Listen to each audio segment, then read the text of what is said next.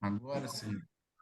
Aí, agora sim. Essa parte que eu ditei aqui para vocês, qualquer coisa depois no estudo 2 eu vou complementar aqui para vocês, mas eu já adianto com o material de estudo. Aí eu complemento lá. Agora vamos sim, agora sim. Obrigado, irmão. Agora vocês me lembrem aí, gente, eu não estou acostumado a dar aula online, então eu esqueço desse detalhe, eu vou acostumar. Botar um bilhetinho aqui no computador, gravar a aula, eu não vou esquecer. Vamos lá. A gente viu o sinal do plano de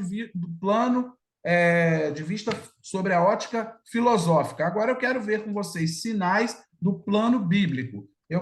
Nós vamos então ter como itinerário o Evangelho de São João. O Evangelho de São João, o Evangelho de São João, ele é rico em sinais. Quem pode, então, eu vou fazer o seguinte, então, eu vou separar aqui os temas. Nós vamos aqui dividir, então, em 4 grupos aqui. Água, templo, luz e pão. Quem pode... são uma passagem, algumas Diácono, passagens... Oi, só mais uma coisinha. Tem uma colega nossa que não está conseguindo entrar. O senhor quem? Qual o nome? é a Maria Aparecida. Maria. Eu aceitei ela aqui. Tudo bem, então. Acho que agora ela conseguiu. Conseguiu? Ah, pois não. Maria Aparecida, pode dar um ok? Oi, agora consegui entrar. Ah, tá jóia. Seja Obrigada, bem-vinda. Obrigado. Então vamos obrigada. lá. Vou pedir, Erivelto, eu vou distribuir aqui então. Você lê João 4 de 10 a 14. Pode ser? Pode, deixa eu ver aqui. João 4. De 10 a 14.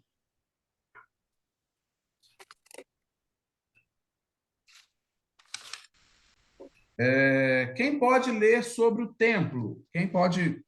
É outra passagem. Qual que é? João, capítulo 2, versículo 19. Capítulo Capítulo 2, né? João 2, 19. É só um versículo.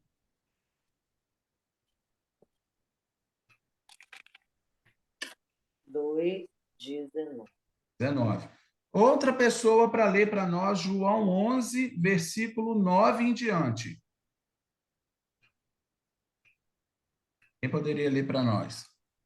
O meu já está na boca aqui. Outro irmão? Alguém que possa? João 11, João 11, de 9 em diante.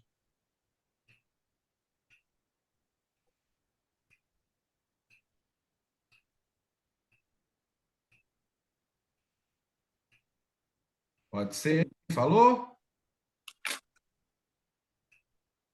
Prepara aí para gente.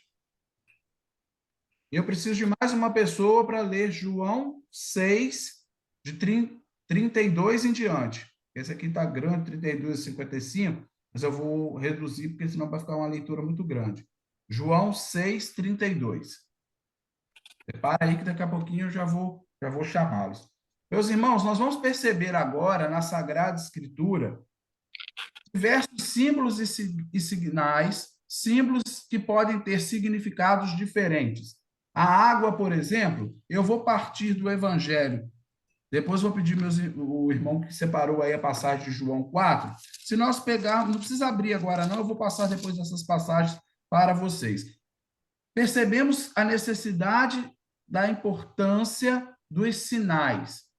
O próprio Cristo fez uso dos sinais para transmitir uma mensagem. Sempre por trás de um sinal visível existe uma realidade invisível. Aquilo que nós podemos tocar, a matéria, o símbolo, o sinal, por trás existe, ele está transmitindo algo sobrenatural. E nós vamos ver agora, a partir dos textos, sobretudo do Evangelho, os vários significados que eles podem ter. Se eu partindo do tema da água, se eu procurar em Marcos, capítulo 7, versículo 3, nós vamos encontrar o seguinte texto que diz assim, é o discurso com os fariseus.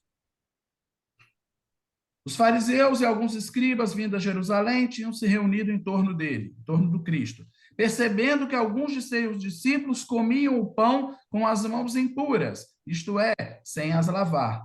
Com efeito, os fariseus e todos os judeus, apegando-se à tradição dos antigos, não comem sem lavar cuidadosamente as mãos. E quando voltam do mercado, não comem sem ter feito ablusões. E há muitos outros costumes que observam por tradição, como lavar os copos, os jarros e os pratos de metal. E assim segue o sentido do texto. Veja que aqui, em Marcos capítulo 7, a água tem o sentido da purificação, um costume dos judeus de não comer sem lavar as mãos, sem lavar os pratos, aquela tradição de lavar os copos que é próprio, e que Jesus foi questionado. Os seus discípulos comem, não é, sem lavar, questionaram Jesus dizendo, não é, que os seus discípulos comiam com as mãos impuras, ou seja, sem lavar. Agora, nosso irmão lê para a gente João 4, de 10 a 14. Respondeu-lhe Jesus: Se conhecesses o dom de Deus, e quem é que te diz, dai-me de beber, certamente lhe pedirias tu mesmo, e ele te daria uma água viva. A mulher lhe replicou: Senhor, não tens como que tirá-la, e o poço é fundo. Donde tens, pois, essa água viva? És porventura maior do que o nosso pai Jacó, que nos deu este poço do qual ele mesmo bebeu, e também os seus filhos e os seus rebanhos? Respondeu-lhe Jesus: Todo aquele que beber desta água tornará a ter sede, mas o que beber da água que eu lhe der, jamais terá sede. Mas a água que eu lhe der virá e ser nele fonte de água, que jorrará até a vida eterna. Muito bem. Percebam, meus irmãos, que o mesmo elemento da água, em duas passagens do Evangelho diferentes, vai ter sentidos diferentes.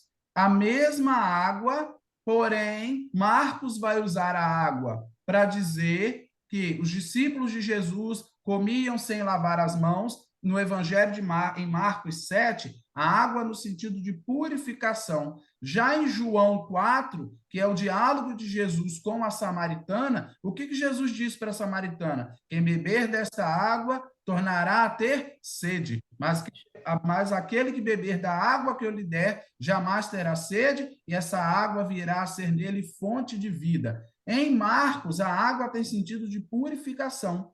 A água é o símbolo da purificação. Em João, a água é símbolo da vida. Jesus usa da água para dizer àquela mulher como água fonte de vida. Viestes ao poço buscar água para matar sua sede.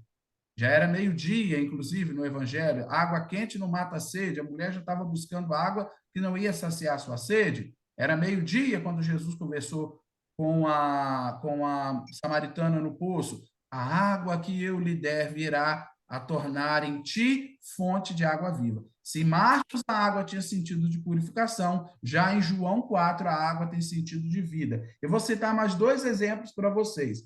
No Salmo 124, nós vamos encontrar um outro sentido da água, como tribulação. Muitas passagens vão fazer referência à água, ao próprio mar, como as forças do mal. Lembra daquela passagem onde Jesus está no barco com os discípulos e acontece aquela tempestade, a água entrando no barco, e o que os discípulos dizem para Jesus? Mestre, estás dormindo? Não percebe que nós estamos afundando? Jesus diz: cadê a fé de vocês? Jesus estende a mão na autoridade, cala-te o vento, cala-te o mar. E imediatamente o mar e as ondas, o vento obedeceram ao comando de Jesus. Quem é este a quem até o mar e o vento obedecem? Veja que aí a água já tem um outro sentido. As forças do mal se renderam ao comando da voz de Jesus, ao senhorio de Jesus. Cala-te, o vento e o mar cessaram. Veja que aí nessa passagem, as ondas que balançam o barco, né? A barca de Pedro, que é a igreja, que balança, que parece que vai afundar, que é a nossa igreja, que é a nossa vida de fé. Tem hora que parece que a gente vai perecer, parece que a gente enfraquece na fé. Parece que Jesus está dormindo. Jesus não está vendo a minha, está indiferente à minha dor, à minha tribulação, à minha dificuldade. Eis que Jesus se levanta. Cala-te e impõe a sua autoridade messiânica, a autoridade de Filho de Deus sobre o vento e o mar. Quem é esse a quem o vento e o mar obedecem? Aqui a água, que representa as forças do mal, recuam diante da autoridade de Jesus. Então, a água, no Salmo 124, já tem a conotação de tribulação. E também em João 7, uma passagem conhecida, Jesus vai dizer: se alguém tiver sede, venha a mim e beba. Quem crê em mim, do seu interior manarão rios de água viva. Aqui em João 7, a água já tem o sentido do Espírito Santo que nos santifica, já no sentido de fazer referência ao batismo, a vida nova trazida no Espírito Santo. Quem tiver sede, venha a mim e beba. Quem crê em mim, do seu interior manarão rios de água viva. Eu sou a fonte de água viva. Né? E a água viva é a própria graça do Espírito Santo que nos santifica por meio dos sacramentos. Então, veja que é o mesmo termo, o mesmo símbolo, o mesmo sinal. Qual é o sinal? A água. Em várias passagens da Bíblia vai ter um sinal diferente. Vai ter uma conotação diferente. Ok? Vamos agora, alguém quiser perguntar, comentar, tá bom, pessoal? Fique à vontade. Vamos agora para o templo. Quem pode ler para nós João, capítulo 2, versículo 19?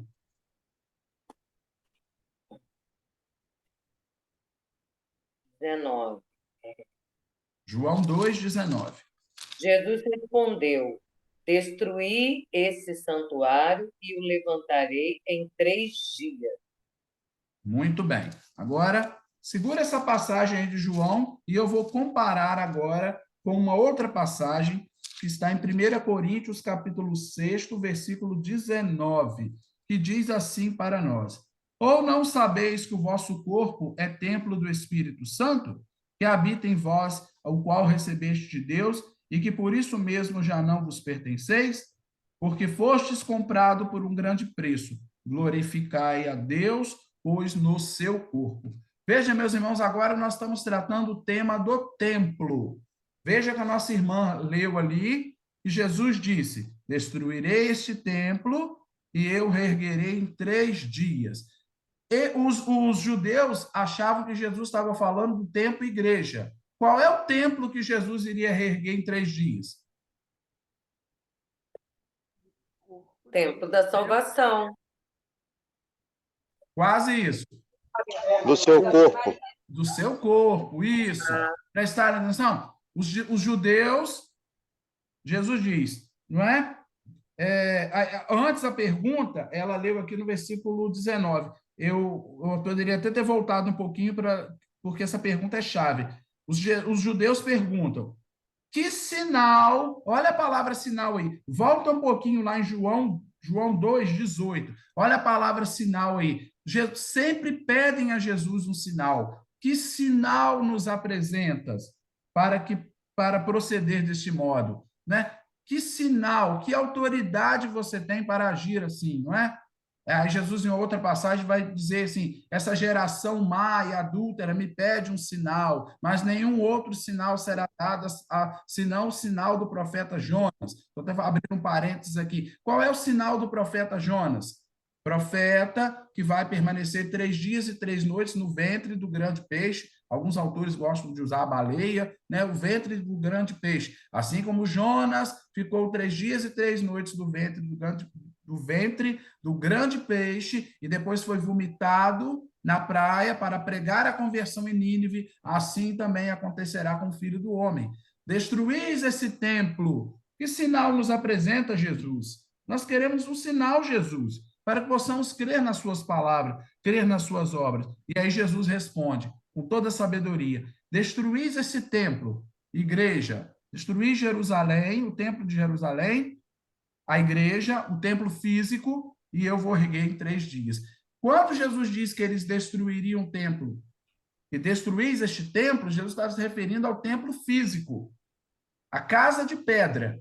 Porém, quando ele fala que vai erguer ele em 3 dias, ele estava falando do seu próprio corpo. E aí, São Paulo aos Coríntios vai usar essa mesma conotação para falar do corpo do Espírito, quando São Paulo vai nos lembrar.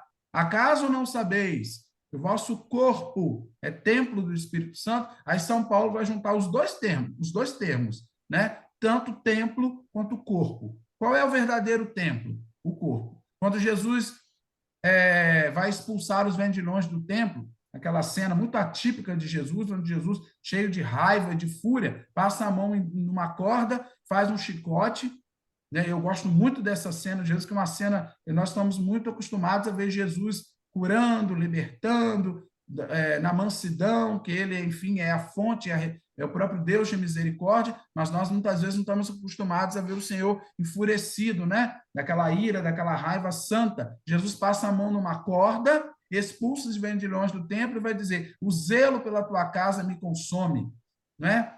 Fugir daqui, bandidos, ladrões, porque vocês estão purificando, manchando o templo, né? O templo do Senhor. Qual é o templo que Jesus de fato quer purificar?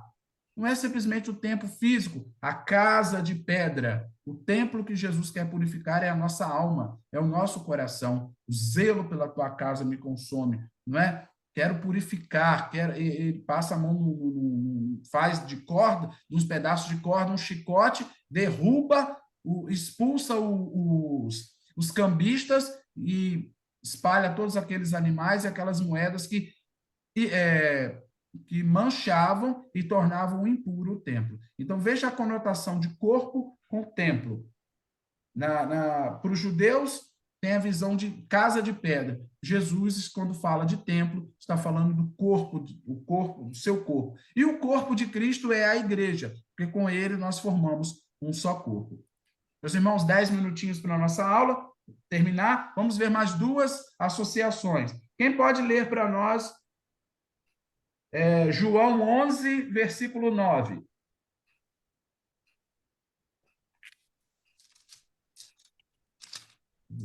É tudo em João. Nós vamos ver. Depois. Pode ler? Pode ler, pode sim, por favor. Respondeu Jesus: não são 12 as horas do dia?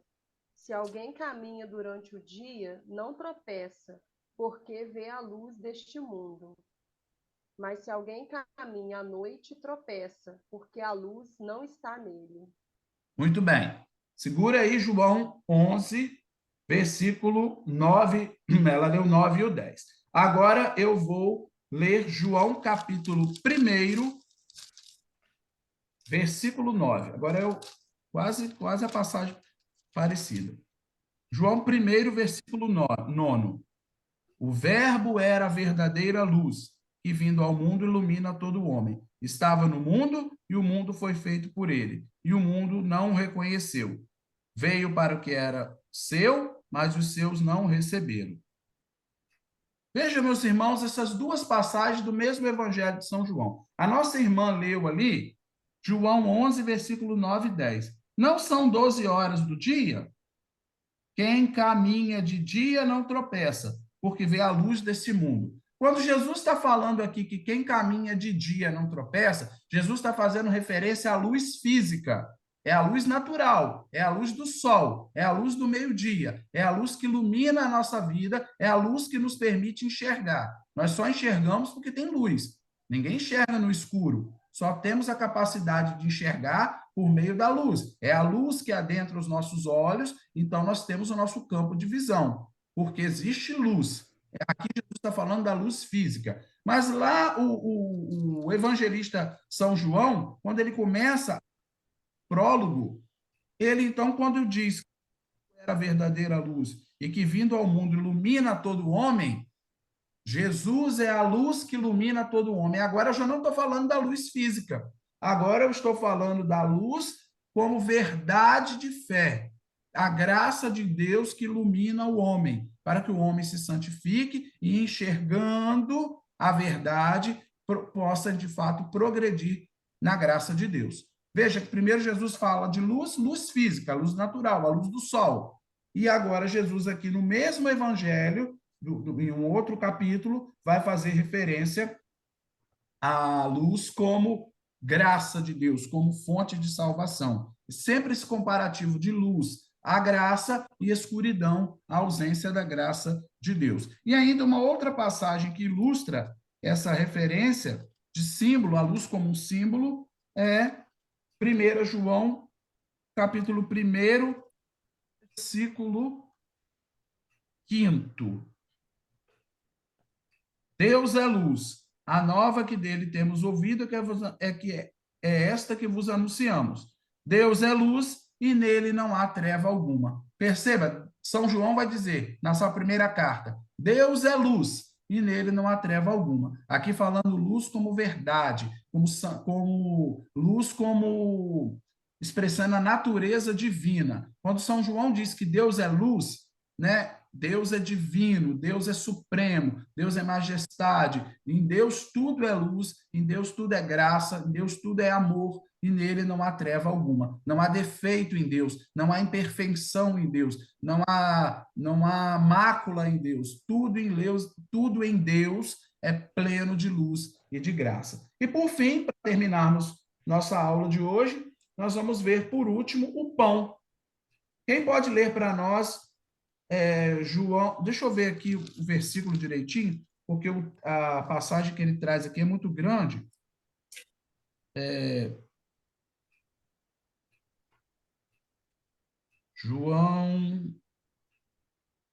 João 6, 32 até João 6, 32 a 35. Enquanto isso, eu vou pegando Marcos 6, 35. Quem pode ler para nós? João 6, 32 a 35. Respondeu-lhes Jesus: em verdade vos digo, não foi Moisés quem vos deu o pão do céu, mas é meu Pai que vos dá o verdadeiro pão do céu. Porque o pão de Deus é aquele que desce do céu e dá vida ao mundo. Disseram: Senhor, dá-nos sempre deste pão. Jesus disse: estou virando a página. Eu sou o pão da vida. Quem vem a mim nunca mais terá fome, e o que crê em mim nunca mais terá sede. Eu, porém, vos disse: vós me vedes, mas não credes. Aí, amém, irmã, tá joia aí. Justamente esse versículo: eu sou o pão vivo que desceu do céu. Quem comer deste pão viverá eternamente. Jesus, no Evangelho de São João, capítulo 6, se intitula O Pão da Vida. Agora vamos ver uma outra passagem, Marcos 6, 35, que vai narrar justamente para nós um dos evangelhos, que Mateus, Marcos e Lucas são evangelhos sinóticos, são evangelhos que podem ser colocados lado a lado, eles são evangelhos que têm semelhanças. Quem já estudou aí a Sagrada Escritura, né, já passou por essa reflexão, são semelhantes. Marcos, Lucas e Mateus são evangelhos sinóticos que têm elementos em comum. Então, a multiplicação dos pães nós vamos encontrar também eu vou ler aqui em Marcos, mas está também em Mateus e Lucas. Em Marcos diz assim: a hora já estava bem avançada quando se chegaram os discípulos, disseram: este lugar é deserto e já é tarde. Despede-os para irem a sítio e aldeias vizinhas para comprar algum alimento. Eles responderam: dá-lhes vós mesmos de comer. Iremos comprar 200 denários de pão para dar-lhes de comer? Ele perguntou: quantos pães tendes? E de ver. Depois de terem informado, disseram: 5 pães e 2 peixes. Ordenou que mandassem todos se sentarem em grupos na relva verde. Sentaram-se em grupos de 100 e 50. Então tomou 5 pães e 2 peixes, erguendo os olhos, abençoou, partiu e deu aos seus discípulos, para que lhes se distribuíssem. E aí, continuando o texto, vai dizer que foram 5.000 homens naquele dia que comeram daqueles pães. Percebam, meus irmãos, a diferença. O mesmo termo, Marcos vai usar o termo pão para se referir pão enquanto alimento corporal. Naquele momento ali, Jesus precisava saciar a fome corporal, matéria daquele povo. Senhor, despede essa gente para que eles possam comprar comida. Já é tarde, estamos num lugar deserto. E era aproximadamente 5.000 homens, sem contar mulheres e crianças. Jesus, então, multiplica o pão para alimentar o corpo. Figuração daquilo que viria a ser depois por ele instituído na última ceia, que a nossa irmã aí leu. Eu sou o pão da vida. Minha carne verdadeira comida, meu sangue verdadeira bebida. A multiplicação dos pães é um modelo, é um exemplo excelente para a gente fechar hoje a nossa aula falando de símbolos e sinais. O pão que Jesus multiplicou para alimentar o corpo era uma prefiguração, um símbolo, um sinal do que viria a ser hoje a grande multiplicação dos pães que toda a Santa Missa nós participamos, que é a Eucaristia. De um único pão consagrado no altar, alimenta toda a Assembleia, nutre toda a Igreja. A Igreja vive da Eucaristia, a Eucaristia é o mistério central da nossa fé. Então, a multiplicação dos pães de Jesus já prefigura a missa que nós celebramos, né? Meu corpo e meu sangue dado em comida, né? Não mais para alimentar o corpo, mas agora para alimentar o espírito. Ok, pessoal? Então, nós estamos terminando. Pedimos a Deus, então, essa graça. Vou deixar lá o estudo 1, tá bom? Para vocês fazerem. Tá acabando o tempo.